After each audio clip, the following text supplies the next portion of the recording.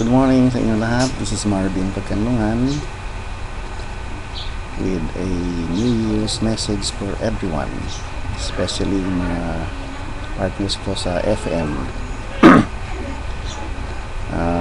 We are starting a new year.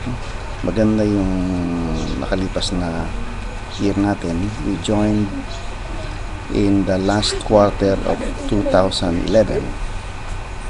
We joined October 17. At the end of October, we are at 6%. By the end of November, we are at 12%. And then at the end of December, we are again at 12%. Sa biglang tingin, parang maganda yon. Kasi, biro mo, first month, kalahating buwan pa lang, 6%. Second month, 12%.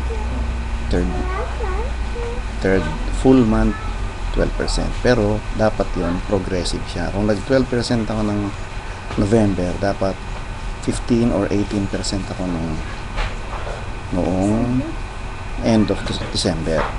Kung hindi man nakuha yung na-hit yung 21%, dapat at least nag-18 or 15. Pero hindi. Nangyari, naulit lang yung 12% ko ng November.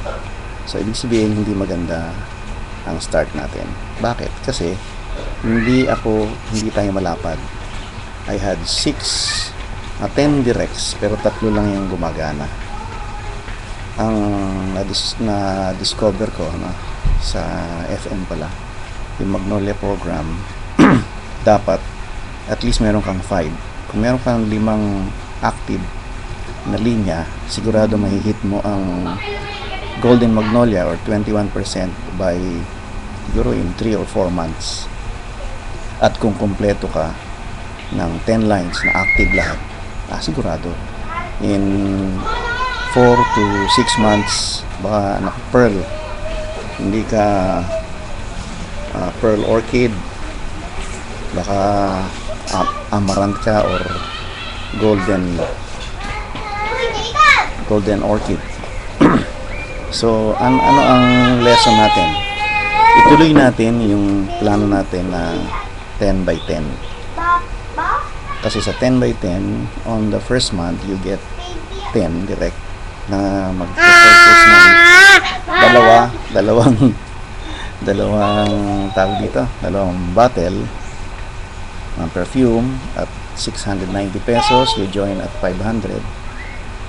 Then you have 10 directs na who will do the same thing, no? Bibili din ng tigagalaw at mag-record din ng 10. So first level mo, you earn 191 pesos. Complete ko na yan. Second level, yung 10 mo, get their each 10, each of the 10 gets 10. So you have 100. Ang check mo, 1,400. On the third month, yung 100 mo, each gets 10 for 1,000. Total, ang total check mo is 85,000. Golden Magnolia ka na. So, napakaganda. Teka ha, nanggugulo tong aking apong maganda. Naktod mo na ikaw, Dri. No. Teka ha, yan muna kayo. Ganda naman. Ito. Kaya lang may toyo, nanggugulo. Ito pa yung isang apo ko. Pakita mo nga yan. Ayun, si Jacob. Yan. Pogi din yan. Kaya lang, malalado ng toyo niyan. Teka muna ha. Diyan muna kayo at ayusin ko lang itong dalawang to.